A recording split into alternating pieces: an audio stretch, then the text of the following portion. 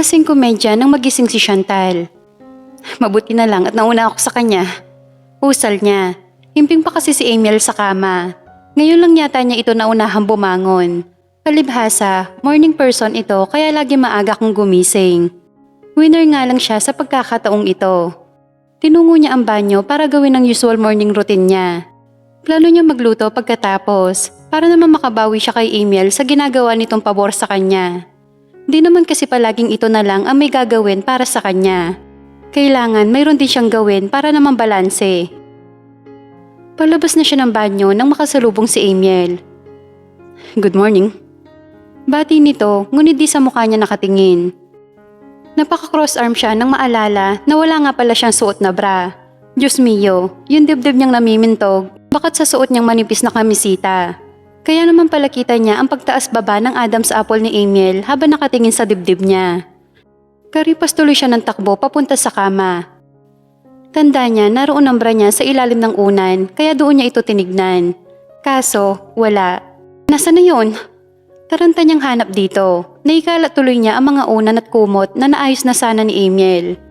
Ganda pa naman ang pagkakaayos nito sa pinagtulugan nila, para bang nasa 5-star hotel. Sa isang iglap ay talo nito ang hinalukay na 10 kabayo dahil lang sa paghahanap niya ng bra. Kailangan niyang maisuot yon bago pa lumabas si Emil sa banyo. Dumapa siya sa kama at sinilip niya yon sa ilalim. Baka kasi nahulog. Ngunit wala siya nakita nang sumilip siya sa ilalim ng kama.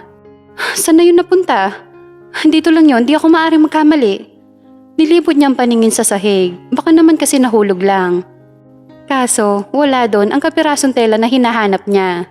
Ayaw naman niyang hayaan na lamang na mawala yon at kumuha ng bago. Nakakahiya kay Emil. Napaka-organize pa naman nito sa bahay. Tapos, makakakita lang ito ng pakalat-kalat na bra. Hahanapin niya yon kahit anong mangyari. Ano bang hinahanap mo? Napaupo siya sa kama nang marinig si Emil. Super takip siya ng isang kamay niya sa dibdib na para bang umaawit na lupang hinirang. Kasi di niya masambit ang bra na hinahanap niya. Eto ba?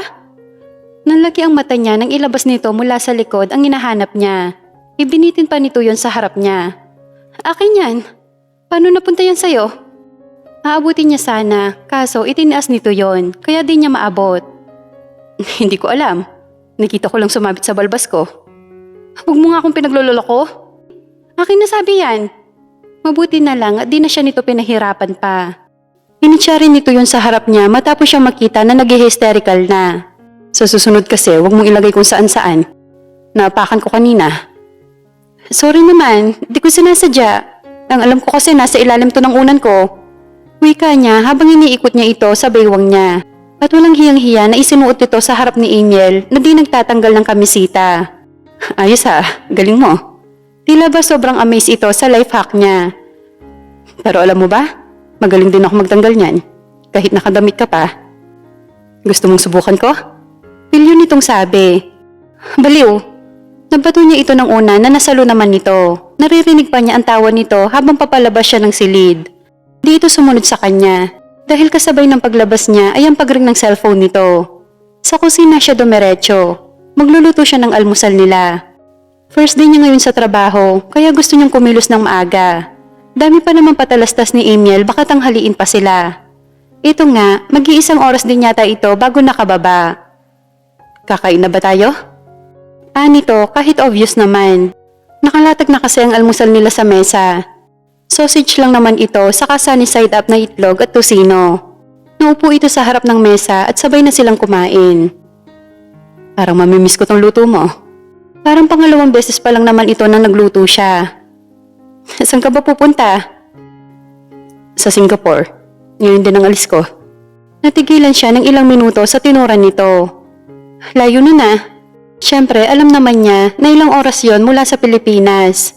Kaso, ang iniisip niya na overseas pa rin ito. Aalis ka? Ulit niya. Oo emergency. Pakiramdam niya, nakaramdam siya agad ng pagkakaabandona.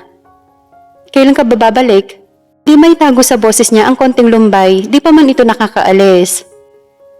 2 linggo akong mawawala. Ang tagal naman? She pouted her lips. Bakit? Siguro mamimiss mo ako, no? She rolled her eyes dahil sa tila nanunod yung ngisi nito. Hindi no? Siyempre, bothered lang ako. Wala akong trabaho. 2 weeks pa pala ako matetengga dito sa bahay mo. Kunwaring dahilan niya. May kinuha itong card sa wallet. Eto, gamitin mo. Just in case na kailangan mo ng pera. Huwag na. Mayroon pa naman ako naitabing panggastos ko rito. Wika niya. Ayaw naman niyang isipin na pineperahan niya ito. Tsaka kung panggastos lang naman niya sa sarili, kayang-kaya niya nang gawan ng paraan. Mag-iingat ka rito. Yung bilin ko, huwag mong kakalimutan. Huwag kang magpapasok ng kung sino-sino rito sa bahay natin. Naalala na naman niya tuloy ang pagpunta sa bahay na yon ng matapobreng ina nito at hipag na si Avery. Oo na, di ko na sila tatanggapin pa dito. Wika niya. Ano? Kuno noon tanong nito. Wala. Biglang bawi niya. May sinabi ka. Tell me, ano ba yon? Wala. Pagsisinungaling niya, ngunit di kumbinsido ang lalaki. Base sa mga tingin nito sa mata niya, naghihintay na magtapat siya. Oo na, pumunta rito ang hipag mo, kasama si Doña Anastasia. Aniya. May sinabi ba sa'yo? Sinaktan ka nila? Wala, ikaw ang hinahanap nila. Pagsisinungaling niya, ayaw niya rin kasi itong mag-alala pa. Umalis din sila nang sabihin ko na wala ka. Mabuti. Kapag bumalik sila, wag mo nang kausapin, okay? O kaya tawagan mo ako. Oo na, wag kang mag-alala. Kaya ko silang harapin just in case na bumalik sila. Wika niya. Mabuti. Kapag nakita mo sila, it's better to ignore them. Tumawag ka na lang ng security kapag narito sila. Remember, bahay mo to at asawa kita. Huwag kang pasisintak sa kanila, ha? Lahat ng karapatan ay nasa iyo. Wika nito sa kanya. Pero may pinirmahan tayo. Sabi mo wala akong karapatan sa'yo. It's a crumpled paper.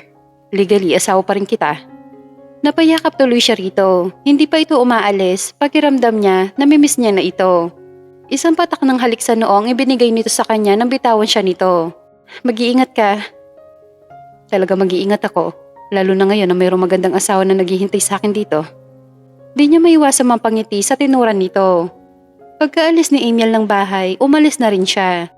Mas malaki ang tsansa na maiwasan niya ito. Aminado siya. Nagka-trauma yata siya kay Doña Anastasia. Mas kaya pa niyang harapin ang bastos na bunganga ni Emil kaysa sa mapanglaik na dila ng ina nito. Tingin pa lang nito para bang hinahamak na ang buong pagkatao niya.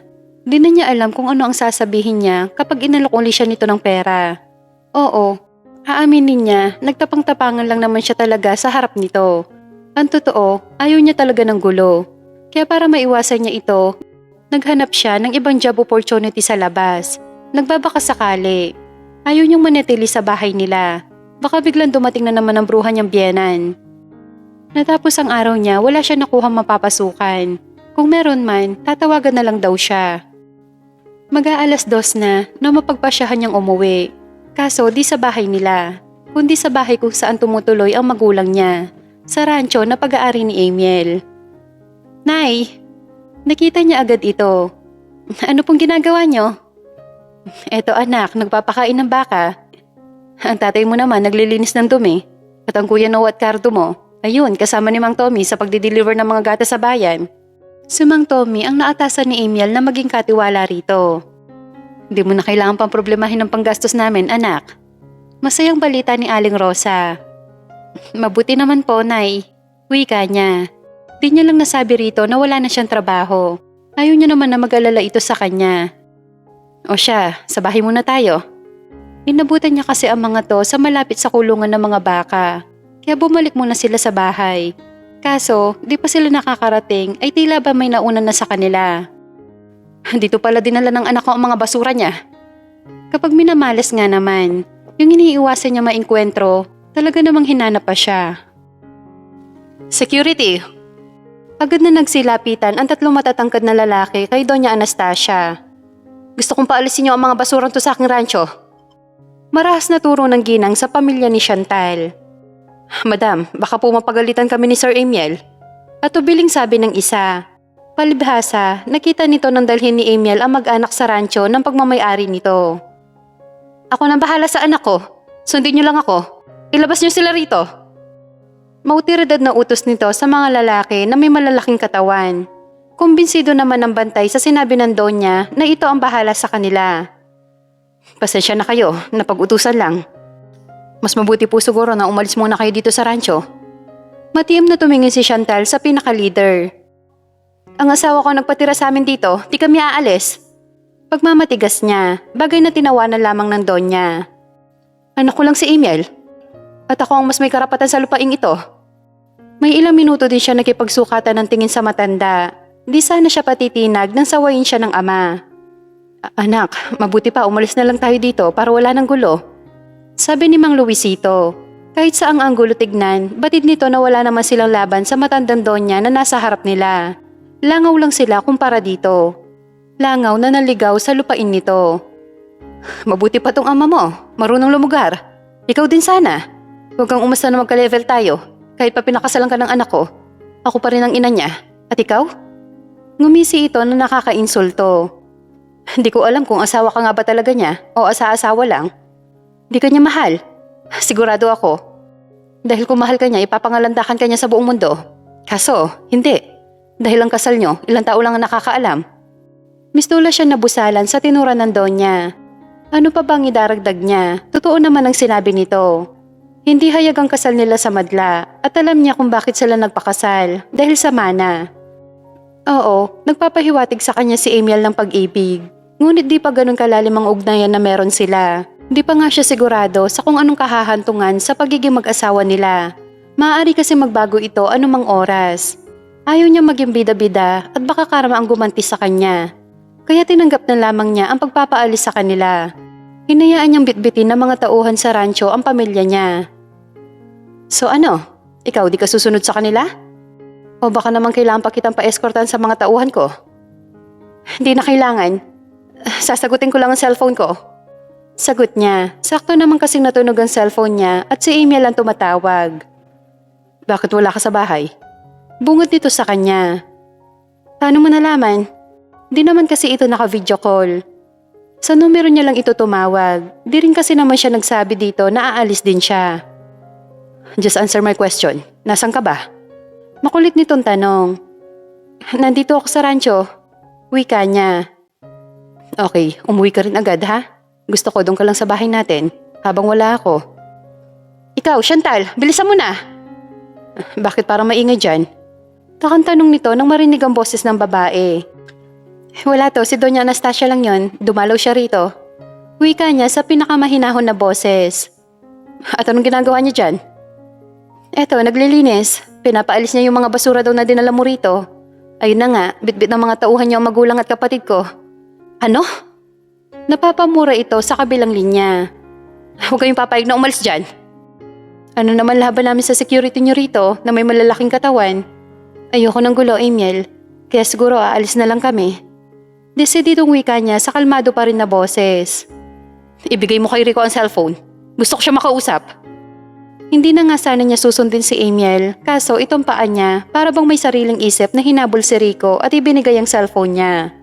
Kahit sa cellphone, rinig niya ang pagdagundong ng boses ni Emil nang banggitin nito ang pangalan ng lalaki.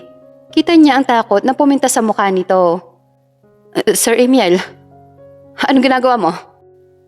Kahit di niya nakikita si Emil, sa paraan ng pagsasalita nito, sigurado siya na labas ang ugat nito sa noo. Habang ang tauhan nito na si Rico ay magkanda utal-utal sa pagsasalita. Boss, napag-utusan lang ni Doña Anastasia. Sumusunod lang po ako. Sige, sundin niyo siya. Pero itong tatandaan niyo. Ayaw na ayaw kung makikita ang mga pagmumukha niyo dyan sa pagbabalik ko. Dahil kapag nakita ko kayo sa rancho, ako mismo ang magbabaon sa inyo ng buhay dyan sa kinatatayuan niyo. Huwag naman, boss. Kayo na po ang susundin ko. Batid nito kung paano magalit si Emil. Ginagawa lahat ng sinasabi. Makinig ka, Rico. Simula ngayon, ako lang ang amo mo. At ang asawa ko, maliwanag ba? Copy po, boss. Ngayon, gawin yung trabaho nyo. Kundi magpapadala ako ng mga bagong tauhan na papalit sa inyo. Oo, boss. Bilisan nyo. Ibalik nyo sa pinanggalingan niya matandang yan na nangingialam sa teritoryo ko. Bakit? Di na magpantay ang kiloy ng matanda habang nakatingin sa leader ng security. Ano pang hinihintay mo? Tumuloy na kayo. Huwag mong pakikinggan yung kausap mo. Pabulyo na utos ng matanda kay Rico. Sorry po, Doña Anastasia. Kami ang mananagot kay Sir Emil kapag sinaway namin siya. Sa akin, hindi kayo natatakot? Pasensya na po talaga. Di pwede eh. Kayo po ang pinapaalis ni Sir Emil. Mabuti pa po, lumabas na po kayo. Naitabig na matanda ang kaming ng lalaki na mag-e-escort sa kanya. Aba, ang walang yung batang yon? Talagang sinusubukan niya ako. Di makapaniwalang nang gagalaiting wika nito. Ako pang pinapaalis niya? Marin nitong tumingin kay Chantal. Hindi pa tayo tapos, babae ka. May pagbabanta pa nitong sabi at luminga ang matatalim nitong mata ng Donya sa pamilya ni Chantal. Kayo, huwag kayong pakampante na magtatagal kayo dito. Hindi ako papayag na titira kayo sa rancho ko. Nagbabanta nitong sabi bago sumakay sa kanyang sasakyan. Nakahinga ng maluwag si Chantal nang tuluyan na niyang di makita ang sasakyan ng ginang dahil malayo na ito. Ang sungit pala ng Donya Anastasia na yun, no? Nakakatakot siya. Totoo yun, Nay. Wika niya. Kahit nakaalis na ito, ramdam pa rin niya ang panginginig ng kalamnan niya. Kung ganun, umalis na lang tayo dito, anak. Wala pa tayong mapuntahan, Nay. Hayaan nyo, hanggat kakampi natin si Emil, mananatili tayo dito. Kampanting wika niya. Siguro naman po di na babalik yun dito. Bali-balik ta rin man ang mundo, ina pa rin siya ni Emil. Kaya tagilid tayo rito, Chantal. Sabi naman ni Mang Luisito. Oo nga, Chantal. Sumang-ayon naman si Cardo. Mas maigi yata kung mayroon naman tayong malilipatan. Kaya magtatayo ulit tayo ng bahay doon sa pulang lupa. Naisip ko na yon, kuya. Kaya mag-iipon tayo ng pera. Sa ngayon, dito muna tayo. Hindi tayo aalis dito hanggat walang sinasabi si Emil. Wika niya. Gabi na siya nakabalik sa bahay nila. Kadarating lang niya noon nang muling tumawag si Emil sa cellphone niya. Bakit ngayon ka lang umuwi? Napamaang lang siya sa tanong nito. Para bang nasa paligid niya lang ito. Nasaan ka ba? Hinanap pa nga niya ito sa bahay nila, kaso di naman niya ito nakita. Dito na ako sa hotel. Kakatapos lang ng meeting namin. Paano mo nalaman na kadarating ko lang? Sa kwarto nila siya dumiretso at naupo sa kama. Marami akong paraan. Tulad ng? Natigil siya sa pagsasalita nang makita niya ang CCTV na nakatutok sa kanya. Kaya baka siya nito nakikita. Pasensya na, medyo napasarap ang kwentuhan namin ni na kuya. Kumain ka na ba? Parang dito yung Emil na galit kanina. Ang sarap ng boses nito sa tenga na para bang yung paborito niyang kanta. Tapos na, ikaw ba? Tapos na.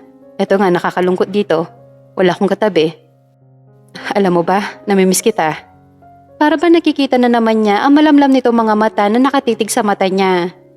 Di niya mapigilang mapangiti at kiligin. Oo, sana narito ka. Salamat nga pala sa ginawa mo kanina ha. Alam mo, sakto lang ang pagtawag mo kanina. Nakakatakot talaga ang mama mo. Parehong-pareho talaga kayo. Si mama? Wala yon. Huwag ka matakot doon. Walang kakayahang manakit yon. Puro lang yung salita. Natatawang sabi nito. Mas nakakatakot ka pa nga. Ano ba sinasabi mo? Sa atin dalawa, ikaw mas nakakakilabot kapag seryoso. Lalo ka na. Hindi nga ako maka-score eh. Ano? Narinig niya ang sinabi nito. Di lang siya sigurado kung sadya ba namang pinahina nito ang boses. Wala. Siya nga pala bukas, may pupuntahan akong event. Di ko alam kung anong oras matatapos. Baka di ako makatawag sa'yo. Okay. Matulog ka na. Nahiga naman siya sa kama. Pinakialam pa nga nito pati pwesto niya sa higaan nila. Doon ba naman siya pinahiga sa pwesto nito? Gusto ko yakapin mong unan ko. Para naman siyang timang na sumunod dito. Tingin niya nga katabi niya ito sa higaan nila. Nanunuot pa kasi sa ilong niya ang mabangong amoy nito na nakakapit sa higaan nila. Hanggang din niya namalayan na nakatulugan na lamang niya ang kausap.